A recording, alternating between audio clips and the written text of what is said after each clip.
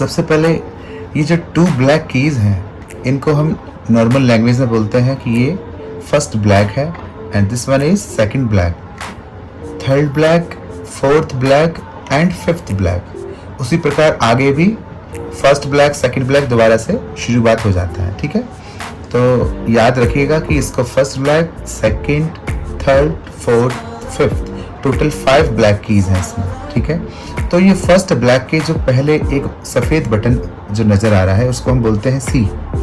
ठीक है, सी के बाद आता है डी, डी के बाद आता है ई, ई के बाद आता है एफ, एफ के बाद जी, जी के बाद ए आता है। ठीक है, जी के बाद याद रखना है ए आना है, एच नहीं होता इसमें, ए के बाद बी। बस ये बी तक के नोट आपको याद करने हैं। इसके बाद दोबारा से जैसे सी से शुरुआत हुआ था ना वैसे ही सेम आगे सी स्टार्ट हो जाएगा। ठीक है, C D E F like that. तो ये क्रम आपको याद है तो आपको बाकी के जो ऑक्टेव्स हैं वो आपको याद हो जाएंगे। अब याद करते हैं कि ये ब्लैक कीज को क्या कहते हैं।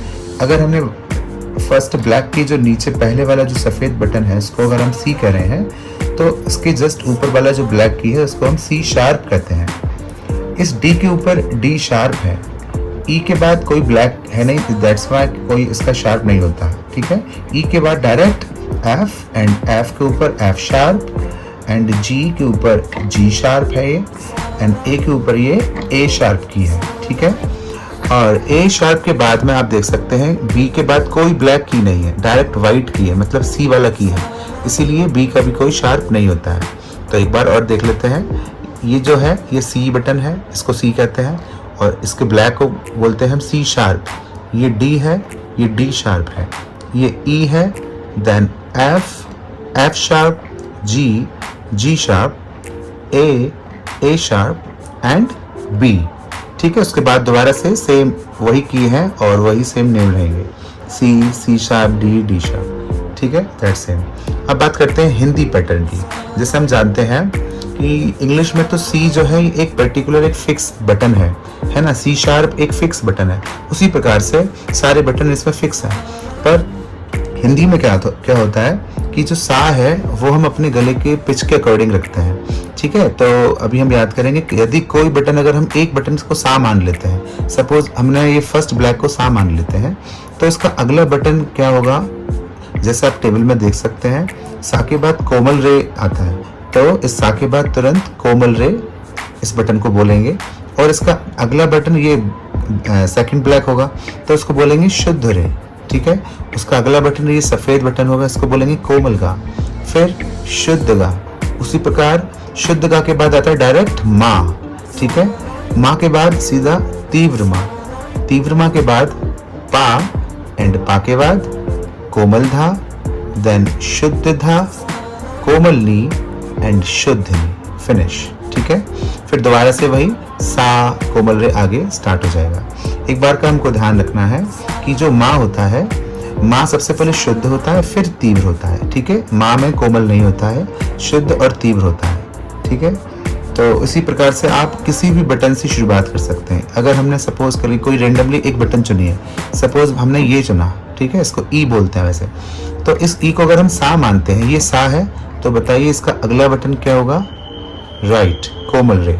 ये सा है तो अगला बटन इसका कोमल रे। इसका मतलब हमको अपनी टेबल के ऊपर ध्यान देना है, टेबल के अकॉर्डिंग हमको आगे वर्क करना है।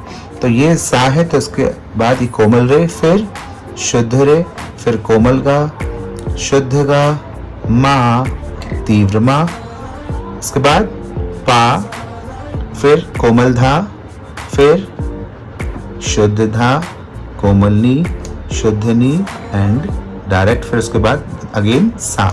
ठीक है, इसी प्रकार से आप कहीं भी कोई भी स्केल से आप सरगम बना सकते हैं। तो आइए अब जानेंगे किसी भी स्केल से हम सरगम कैसे प्ले कर सकते हैं। जैसे आप जानते हैं ये फर्स्ट ब्लैक है, तो इससे अगर हमको सरगम बनाना है तो हम कैसे बना सकते हैं, सेकंड से कैसे बना सकते हैं, ये डी नोट से कैसे बनाना है, किसी भी बटन से हम अगर सरगम शुरुआत करना चाहें तो कैसे हम शुरुआत कर सकते हैं। तो एक बहुत सिंपल फार्मूला है, जैसे कि आप देख सकते हैं इस फार्मूले के अंदर सा के बाद एक डैश है। यहाँ डैश का मतलब होता है कि जो सा आप जो भी बटन चॉइस करेंगे उसके बाद एक अगला जो बटन है उसको हमें स्किप करना है, मतलब उसको हमको प्ले नहीं करना है। उसके जस्ट नेक्स्ट वाला जो बटन है जहाँ रे लिखा हुआ है उसको प्ले करना है। ठीक है, रे के बाद फिर एक डैश है, डैश का मतलब फिर एक बटन को हमें स्किप करना है। उसके बाद तुरंत गा है, गा के बाद फिर तुरंत माँ है। गा और माँ के बीच में डैश नहीं है, इसलिए हमें गा के बाद में कोई भी बटन स्किप नहीं करना है। माँ के बाद में फिर एक स्किप करना है, पा के बाद फिर एक बटन स्किप करना है, धा के बाद फिर एक बटन स्किप करना है। देन लास्ट में नी और सा जो है वो पास पास होंगे। तो आइए समझते हैं कैसे हम कर सकते हैं इसको।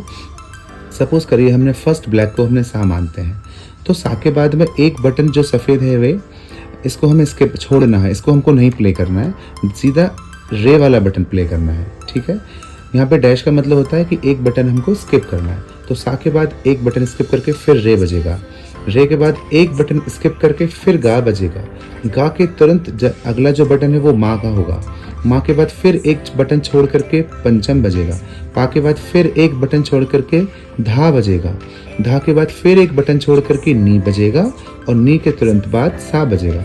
अगर हम आगे बजाते हैं तो सा रे गा मा पा धा नी सा। ठीक है, अगर हम इसी सरगम को सी से बजाना चाहें तो यही सेम फार्मूला हम प्रयोग करेंगे इसमें कि सी जैसे ये सा है तो उसके बाद एक बटन छोड़ के रे, रे के बाद फिर एक बटन छोड़ करके गा, गा के बाद डायरेक्ट माँ आता है, माँ के बाद फिर एक बटन छोड़ करके पा, पा के बाद फिर एक बटन छोड़ना है, फिर धा, फिर एक छोड़ करके नी और सा। ये फार्मूला का प्रयोग करके आप किसी भी स्केल से किसी भी बटन से सरगम बहुत आसानी से प्ले कर सकते हैं।